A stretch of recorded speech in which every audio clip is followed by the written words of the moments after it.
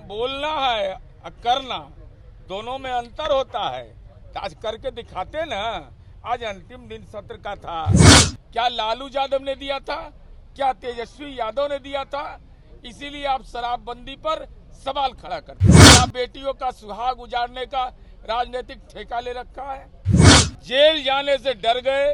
Excise act का section 30 के तहत आप बेउर जेल की शोभा बढ़ाते और इसका जवाब आप दे नहीं रहे हैं।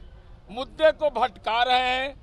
दारू का बोतल लाने का वादा किया, छुरछुरी पटाखा साबित हुए। मात्र 17 महीना रहते हैं इस शासनकाल में, तब 85 करोड़ का इलेक्ट्रोल बॉन्ड का चंदा इनको मिल जाता है।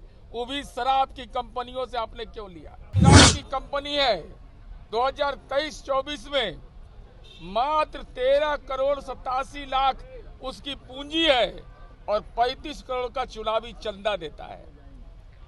हमारा सवाल केवल एक है कि इलेक्ट्रोल बॉन्ड के रूप में चंदा लेना गुनाह नहीं था, लेकिन आपने बिहार में शराबबंदी था तो शराब की कंपनियों से आपने पैसा क्यों लिया? और इसका जवाब आप दे नहीं रहे हैं। मुद्दे को भटका रहे हैं। दारू का बोतल लाने का वादा किया, छुरछुरी पटाखा साबित हुए। जेल जाने से डर गए। एक्साइज एक्ट का सेक्शन 30 के तहत आप बेउर जेल की शोभा बढ़ाते और महेंद्र प्रसाद जो दिवंगत हैं वो दवा की कंपनी चलाते थे। दवा और दारू में अंतर समझ में नहीं आ रहा है। कोइलवर के फिट केस है सब। और वो राष्ट्रीय जनता दल के भी सांसद रहे हैं, कांग्रेस के भी सांसद रहे हैं, महामहिम राष्ट्रपति ने भी उनको नामित किया है और वो जनता दल के भी सांसद रहे। कोई चंदा देता है और उसको इलेक्ट्रोल बॉन्ड, दोनों में अंतर समझ में नहीं आ रहा है। मैं यही जानना चाहता हूं कि आखिर कौन सा वो बिजनेस था कि हमको 17 वर्ष लग गया। आप 2022 तक का डेटा देख लीजिए, हमको मिलता है 23 करोड़ और इनको मात्र 17 महीना रहते हैं इस शासनकाल में, तब 85 करोड़ का इलेक्ट्रोल बॉन्ड का चंदा इनको मिल जाता है।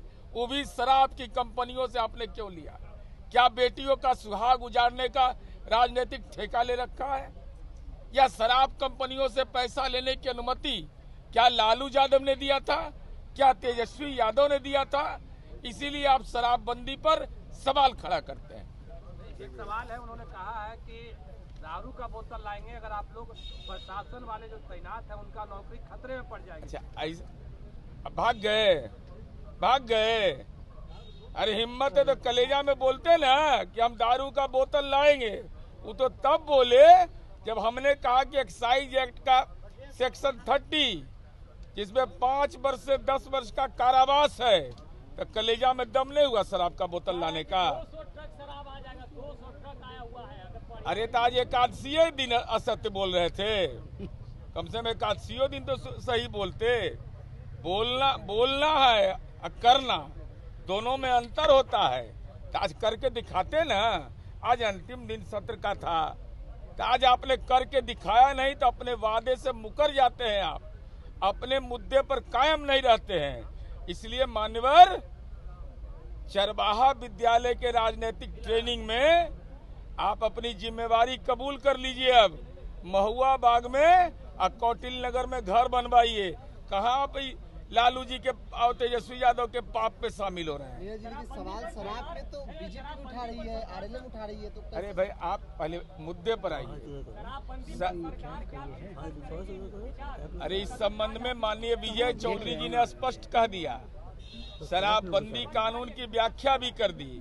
और आदरणीय नरेंद्र मोदी जी देश के आदरणीय प्रधानमंत्री हैं। स्मरण शक्ति लोगों का छिन्न होता जा रहा है। जब महागठबंधन की सरकार थी, गांधी मैदान की सार्वजनिक 350वां प्रकाशोत्सव में कहा था कि माननीय नीतीश कुमार जी ने साहसिक फैसला लिया है और यह केवल सरकार का काम नहीं है नियंत्रण करना, बल्कि तमाम दल संगठनों को सहयोग करना चाहिए। लेकिन शराब का बोतल आज नजर नहीं आया, इसकी पीड़ा मुझे जरूर है। आपने कहा स्मरण शक्ति छीन हो गई, बीजेपी नेता भी जो है शराबबंदी कानून का पोल खोल रहे हैं। प्रधानमंत्री जी से बड़ा नेता हम लोग हैं, एनडीए के सर्वमान्य नेता हैं, उनसे पूछिए कि प्रधानमंत्री जी की राय से सहमत है या असहमत। राज्यसभा को लेकर पार्टी का क्या स्टैंड है? नहीं, इस संबंध में न हमको कोई जानकारी है, न मैं जानकारी लेता हूँ। की गारंटी कब तक मिलेगी सर?